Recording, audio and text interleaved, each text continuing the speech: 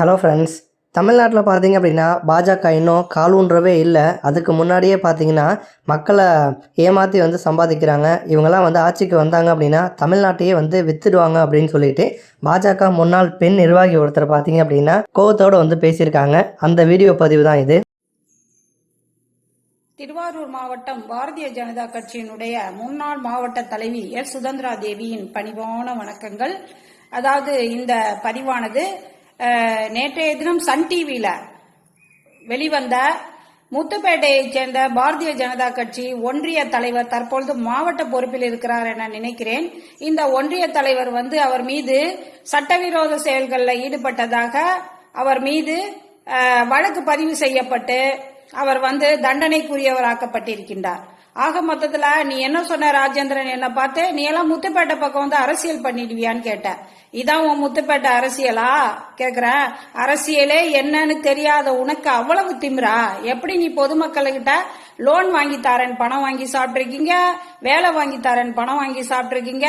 எத்தனை பேர் கிளம்பிருக்கீங்க? இந்த ஐயா குட்டி ஒருத்தர் வேலை வாங்கி தரேன்னு நீங்க எல்லாம் என்ன PNDR பணியாளர் மற்றும் தேர்வாணையத்தினுடைய பிரின்சிபல் செக்ரட்டரியா, முதன்மை தலைமைச் செயலரா?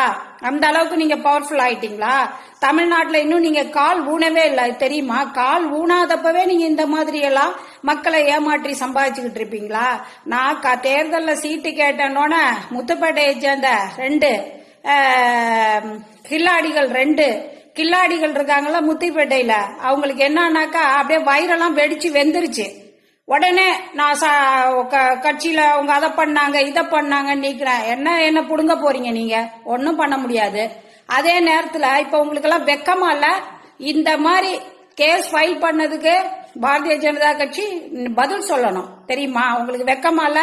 நீங்க எது பண்ணாலும் நான் கவனிச்சுக்கிட்டே இருப்பேன், கரெக்டா கேள்வி கேட்பேன் உங்களை. அதுக்காக தான் வேற கட்சிக்கு போகாமலே உட்கார்ந்துருக்கேன். அது தெரியுமா? முடிஞ்சா உங்க மாநில தலைவர் IPS தானே, அவர்கிட்ட சொல்லி ஹோம் செக்ரட்டரி கிட்ட பேச சொல்லி முடிஞ்சா நீ வெளியில காட்டு தம்பி. அதாவது உங்க IPS விட்டு ஹோம் செக்ரட்டரி கிட்ட பேச சொல்லி முடிஞ்சா நீ வெளியில காட்டு ராஜா. என்ன எங்களை எல்லாம் இழிவா நடத்தினல, நீ உன்னுடைய விக்கெட் விழுந்துதா, உனக்கு என்னுடைய வாழ்த்துக்கள். அது மட்டும் இல்ல, அடுத்தது இன்னும் 4 பேர் இருக்காங்க.